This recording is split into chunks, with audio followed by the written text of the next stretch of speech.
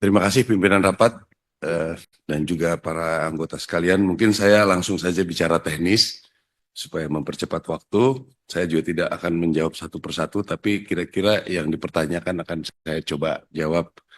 Yang pertama tentang kodam, kita merencanakan 5 kodam pada tahun ini.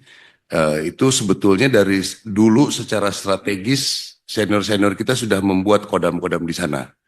Tapi banyak hal yang diperhitungkan mungkin lebih efisien, masih bisa mengcover beban kerja pada saat itu, maka kodam-kodam ini dikurangi. Jadi sebetulnya kita tidak akan memerlukan banyak biaya karena secara bangunan infrastruktur itu sudah ada. Jadi 5 kodam yang akan kita bangun itu rata-rata mengcover lebih dari 3 provinsi. Ada yang 5 provinsi, kita coba belah lagi dan memang sudah ada kodamnya.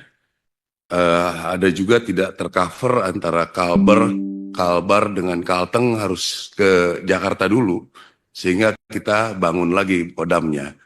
Jadi yang membangun mungkin lebih banyak biaya hanya Merauke. Dari Riau, Lampung, Kalimantan Tengah, Kalimantan Selatan, Sulawesi Tengah dengan di Merauke. Jadi mudah-mudahan bisa kita ini segera direalisasikan. Untuk 100 batalion ini rencananya memang kita sudah hitung strategis tempatnya. Bukan hanya melihat dari segala macam sisi, tapi efek-efek multi efeknya nanti akan berpengaruh, akan mengenai uang beredar di sana. Kalau batalion 1000 gaji udah 5M per bulan mungkin berputar di sana, dan juga ikut membantu wilayah apa yang bisa dilakukan tentara-tentara, terutama tadi juga sempat disinggung oleh Panglima bahwa pergerakan terhadap bencana alam dan lain sebagainya nanti akan jauh lebih efektif. Dan kami juga bersyukur ternyata merencanakan ini respon dari wilayah itu sangat baik. Memang kami akui bahwa kami kurang bersosialisasi, tapi di seluruh daerah kami mendapatkan tanah, mendapatkan izin dari wilayah itu hampir tidak ada masalah, bahkan didukung. Ada hibah dari Pemda, ada hibah dari adat, dan lain sebagainya. Jadi sangat mudah untuk memulai batalion ini. Yang selanjutnya untuk mengenai perumahan, memang kami sudah berbincang-bincang berulang kali. Jadi kami sudah membuat pembangunan ini secara swakelola. Ini jauh lebih efektif. Tahun kemarin kita bisa membuat 1.008 secara biaya 1.800 apa namanya pengembangan tuh bisa bertambah karena dilakukan oleh mereka sendiri sehingga bisa sampai 2.000 lebih. Jadi sampai 20%, 25% ada penambahan itu. Jadi 2.000. Nah, tahun kemarin juga kita membangun perumahan itu sekarang pakai dana SBSN. Jadi lebih fokus ke perumahan. Jadi tahun kemarin kita 1.200 lebih. Tahun ini rencana kita sekitar 1.000.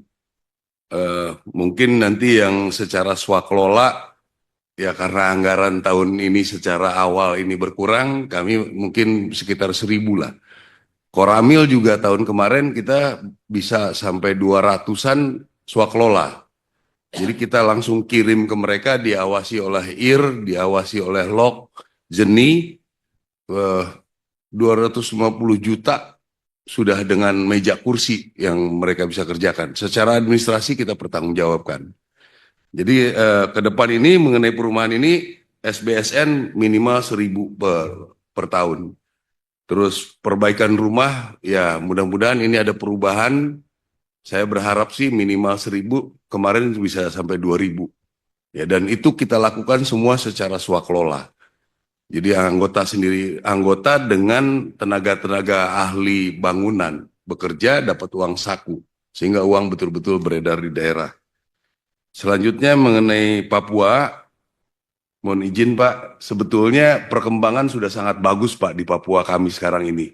Saya masih ingat dulu Pangkostrat, 2 tahun anggota saya meninggal di pos itu belasan, Pak.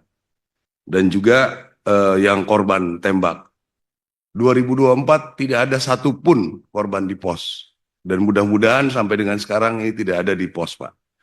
Jadi kenapa kita sekarang mulai banyak korban? Karena memang kita sudah lebih aktif untuk menguasai wilayah. Supaya nanti tidak ada lagi mudah-mudahan pembakaran yang dilakukan oleh mereka kita bisa mengcover. Itu yang sedang direncanakan yang sangat didukung penuh oleh eh, Menhan dan juga Panglima TNI. Memang resikonya riak-riak ini terkesan akan jadi banyak. Tapi proses kedepannya ini saya meyakini akan jauh lebih baik. Yang Bapak sampaikan itu kami juga sangat berharap karena kalau kami datang diharapkan daerah itu akan berubah, Pak. Jadi mohon bantuan Bapak juga supaya semua kementerian bisa bekerja sama dengan kami, Pak. Kalau bisa kami datang ke sana paling tidak bawa lampu, Pak. Bawa air bersih, bawa kita dropping. Dari Kementerian Pertahanan pun kita dengan Panglima TNI sudah merencanakan kita punya karavan, Pak. Sehingga memudahkan dropping personil dan juga dropping bantuan, Pak. Jadi dari segi politik ya mungkin kami juga sudah kalau ada kerjasama itu kami selalu yang mengirim yang dari eh, suku daerah timur, Pak. Dari mulai NTT sehingga ya lebih melihat bahwa kita tidak ada pemikiran sampai ekstrim genocide dan lain sebagainya. Itu juga sudah kami lakukan kalau kunjungan ke Fiji, kunjungan ke negara-negara di Pasifik, Pak. Jadi mohon sekali lagi tentang bantuan untuk kementerian-kementerian, Pak, biar kami yang membawa ke sana, Pak. Bantuan-bantuan pembangunan dan lain sebagainya di Papua. Dan juga mengenai dari daerah Papua, kami sangat menginginkan sebetulnya. Karena udah berulang kali kami coba dari daerah-daerah itu kita ambil, kami bina. Jadi ada permasalahan-permasalahan banyak yang punya permasalahan paru-paru, Bu. Itu permasalahan-permasalahan yang lain yang mungkin nanti kita bisa ngobrol yang supaya diantisipasi sejak mereka sekolah. Mungkin kultur-kultur yang kurang baik yang mengakibatkan dia tidak siap untuk masuk TNI maupun berkarir. Ya, karena di kita tidak ada pembatasan sama sekali. Kalau memang berprestasi, mempunyai kualitas, kita pasti dukung. Selanjutnya mengenai aset, Pak, aset-aset kami di Angkatan Darat, kalau memang secara hukum itu kita kalah, nggak mungkin kita pertahankan.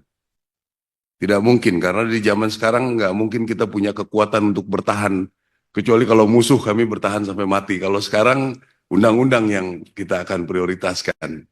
Jadi tolong kalau ada penyampaian dari teman-teman ini masalah cerita aset, ya silakan pengadilan.